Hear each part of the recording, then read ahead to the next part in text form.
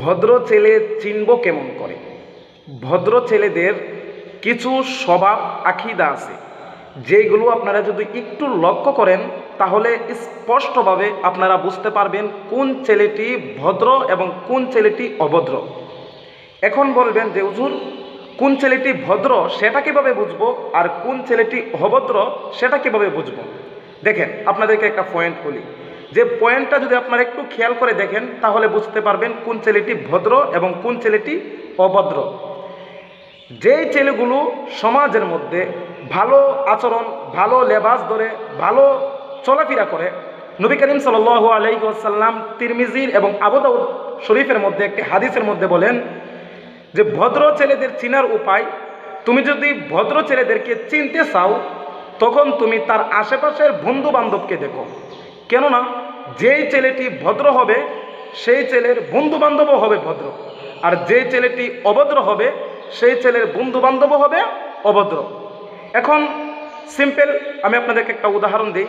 যেই ছেলেটা নেশাখোর, মদখোর, এভাখোর, ভাবা খায়, গাঁজা খায়, সিগারেট খায়, দেখবেন তার আশেপাশে যে বন্ধু বান্ধবগুলো আছে সবগুলো এরকম মিসকিমাম টাইম এরকমই হয়ে থাকে। আর যদি দেখেন একটি ছেলে লেবাসদারি, ভালো মানুষের সাথে ভালো আচরণ করে, দেখবেন এই যে ছেলেটা ভালো লেবাস ধরে চলাফেরা করে সেই ছেলেটা দেখবেন অন্য ছেলেদের 4-5টা ছেলের মতো না, সে একটু ভিন্ন রকম হয়ে থাকবে। সে মানুষের সাথে, মই মুরব্বীদের সাথে ভালো আচরণ করবে, মসজিদের মধ্যে আসা যাওয়া করবে, পাশাপাশি সাথে যারা ছিল বা যারা থাকবে তাদেরকেও মসজিদে নেওয়ার জন্য সে ডাকাডাকি করবে।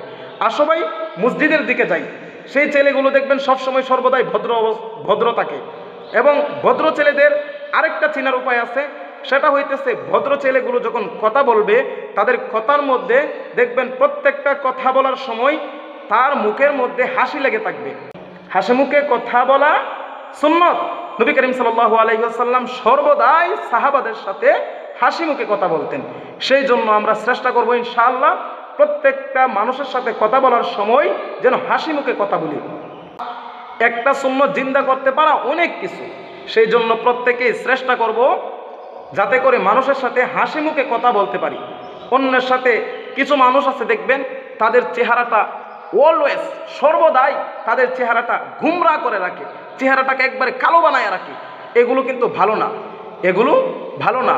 সর্বদাই মানুষের সাথে হাসি মুখে কথা বলার চেষ্টা করব ইনশাআল্লাহ। এবং ভদ্র ছেলেগুলো দেখবেন মানুষের সামনে হাতে মোবাইল নিয়ে চ্যাটিং করবে না, কখনো মানুষের সামনে মোবাইল নিয়ে কখনো চলাফেরা করবে না। দেখবেন সামনে দিয়ে মুরব্বী আসতেছে, তার মতো সে মোবাইল চালাইতে সামনে যাইতেছে, সালাম নাই, কালাম নাই, জিজ্ঞাসা নাই, কোনো কিছু নাই। কিন্তু ভদ্র ছেলেগুলোর ব্যাপারে একটু ভিন্ন রকম। দেখবেন তারা একজন মুরব্বীকে দেখলে মুরব্বীকে দেখার সাথে সাথে তাকে সালাম দিবে, আসসালামু আলাইকুম রহমতুল্লাহ, চাচাজান ভালো আছেন, কোথায় যাইতেছেন বা কোথা থেকে আসছেন, এরকম সুন্দর সুন্দর কথা বলবে। কিন্তু যে ছেলেগুলো অভদ্র হবে সেই ছেলেগুলোর ভিতরে এই কারণগুলো পাওয়া যাবে না। সেই জন্য সর্ব অবস্থায় আমরা ভদ্র ছেলেদের মতোই চলাফেরা করার চেষ্টা করব ইনশাআল্লাহ। অভদ্র ছেলেগুলো যেরকমভাবে মানুষের কাছে ভালো হতে পারে না, সমাজের মধ্যে ভালো করতে পারে না, এমনকি আল্লাহ পাক রব্বুল আলামিনের কাছেও ভালো হতে পারে না। আর দেখবেন সমাজের মধ্যে যে ছেলেগুলো ভালো কাজ করে, মানুষের সাথে ভালো আচরণ করে, সালামে কালামে চলাফেরা করে, তাকে মানুষও ভালো বলে, ফেরেশতারাও ভালো বলে, এমনকি আল্লাহ পাক রব্বুল আলামিনও তাদেরকে ভালো বলে। সেই জন্য প্রত্যেক অবস্থায় আমরা ভালো ভদ্র ছেলেদের মতো চলাফেরা করার চেষ্টা করব ইনশাআল্লাহ।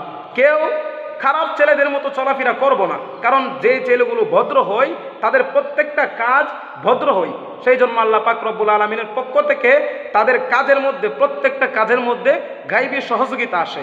সেই জন্য আল্লাহ পাক রব্বুল আলামিন আমাদেরকে ভালো ছেলেদের মতো চলাফেরা করার তৌফিক দান করুক। সকলে বলি আমিন।